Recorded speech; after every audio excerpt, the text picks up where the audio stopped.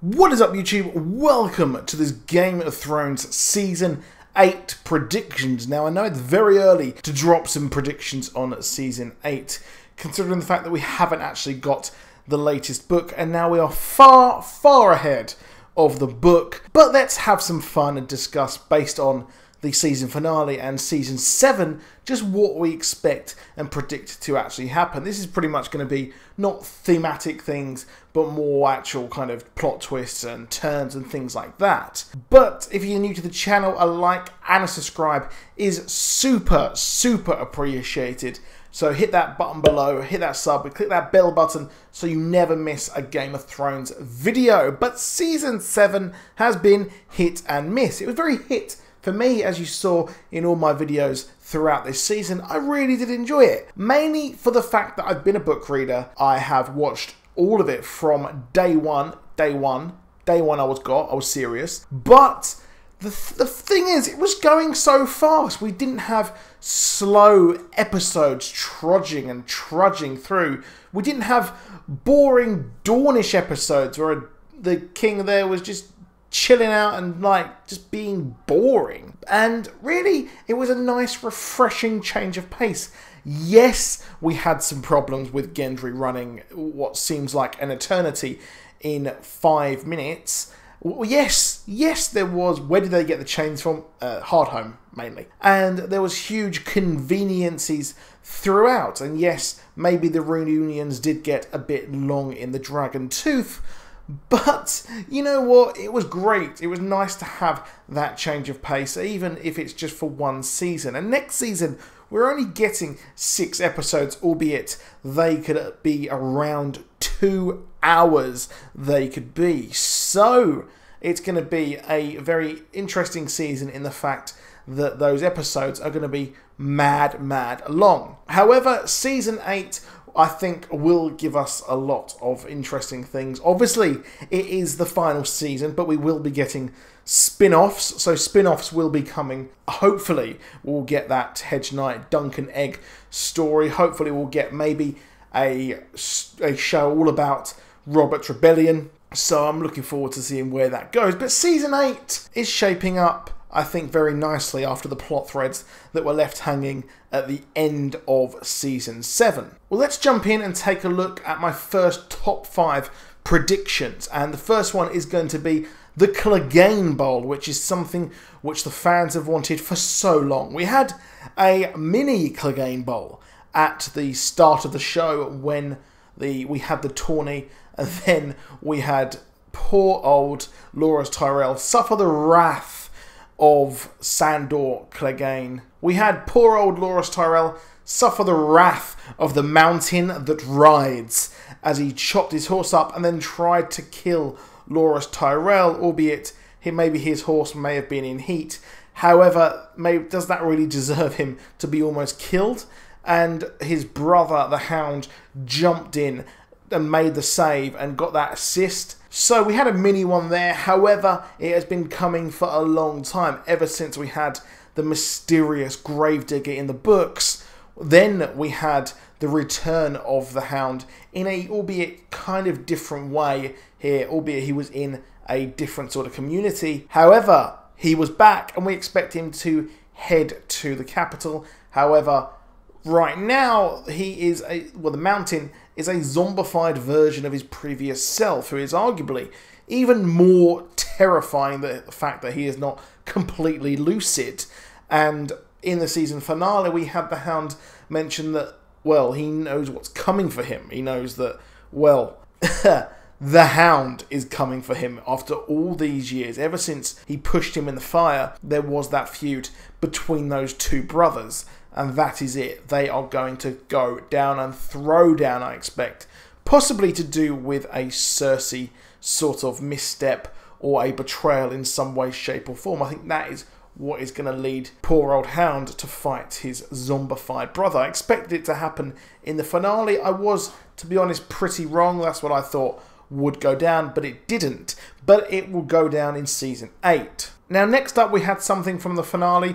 We had Theon Greyjoy, who has been reborn. The drowned god has reborn him, and he is back at it again And I always found it weird to me that Theon Greyjoy, we had him such a cocksure, just self-gratifying person in the first season when he was part of Robb Stark's sort of army, and then he went off. But even I didn't really believe that he would turn on the Starks like this whatsoever.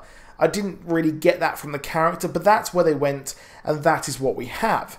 And he's got some sort of mega PTSD from Ramsay Snow, Ramsay Bolton, and, well, that went down. All of that went down, and Theon's little pecker was chopped off. So his manhood is gone, but he's rediscovering the philosophical manhood of being a masculine male by defeating that Iron Islander, and now he is off on a quest to save his sister, who even he agrees is a better person than him, and is who they followed, and who they should be following, and who should really rule the Iron Islands. But Euron Greyjoy is with that big fake out. He is off.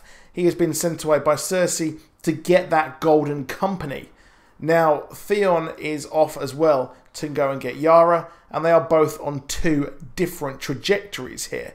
Now, the question is, where is Yara kept?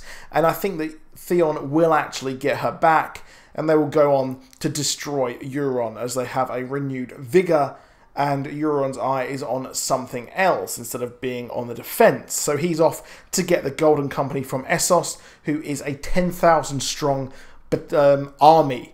Sort of like the Unsullied, a kind of not vigilante, but a sort of mercenary army, which their motto even says that the word is as good as gold. And, well, it's going to be a tough thing there. And what I highly expect is the fact that we'll see some sort of thing where Theon will kill Euron Greyjoy and then go forward and take the Golden Company and take them for Daenerys and Jon Snow, or should I say Aegon Targaryen. He doesn't know that just yet.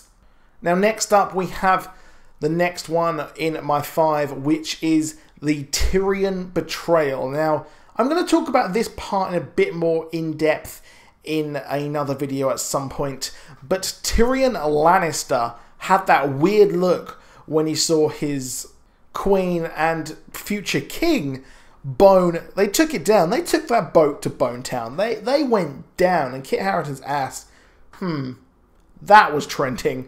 However, Tyrion Lannister had that weird look when he was watching on the boat. He looked furious. And I expect that, well, after we had the talk with Cersei and Tyrion, I expect some sort of deal was made as he realised that he will have another family member that is going to be born by Cersei, or expected to be born, because I expect that to be a miscarriage of sorts. But Tyrion, nonetheless, was there angry, and I think that it's a combination of him angry at Jon Snow for literally screwing up that whole meeting, and the fact that he is in the ear of Daenerys. Well, he's in more than the ear right now, I'll tell you that right now. But, yeah, I'm sorry for being crass. However, he is angry, and what will he be doing? I expect he will be turning on Daenerys in some way. Now, this could be a betrayal of siding with Cersei, which is a humongous long shot, or will it be wedging a gap between them because he was the one who cooled the temper of Daenerys, as we had that scene with Varys as well, when he was saying that he has to sort of bring her into line. Now, the next one here is that Cersei will fall, but to whom?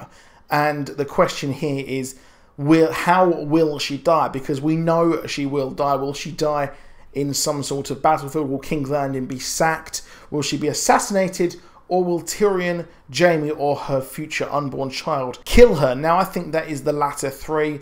We had in the books the prophecy of the Valonqar as well, which is little brother. Now, that wasn't really said on the show. However, I think that that is where they are moving. And while I don't think it will actually be Tyrion, to be honest, because I think he's more on her side now she has a child, or is going to be having a child. Perhaps it is more Jaime Lannister who will do it, because he finally sees just how bad she was. He killed the Mad King because he saw what the Mad King was and how he has ruined Westeros and the troubles that he has caused, and that it is better to have someone else on the throne. And that is what I think will happen here. I think that Jaime Lannister will actually kill her and cause all of this and replace her for the stability of all of the Seven Kingdoms. And now the fifth one, just a fun little one here, is the fact that I think Tormund and possibly Beric Dondarrion will survive as well the battle of, well, the very one-sided battle of the wall being destroyed. And I think that what will happen here is that they will survive because, and I will break this down in a bigger video as well to go in a lot more in depth, is that they were on a different side to the wall actually being broken. So once it was split, it was kind of, it wasn't split in the middle, but the left half of it was split, and they were on a completely different side with all of the other fortifications, albeit they were very, very close to that actually being destroyed. And I think that we'll see them rise out of the ashes, possibly. And the problem is, they are behind the army now. They are right behind. So they are absolutely fucked when it comes to getting back to the main army or Winterfell. However, that is it for this video. Please do drop a like. Please do subscribe. Hit that subscribe and click that bell button to never ever miss a video. And hit that like. I'll see you soon. And goodbye.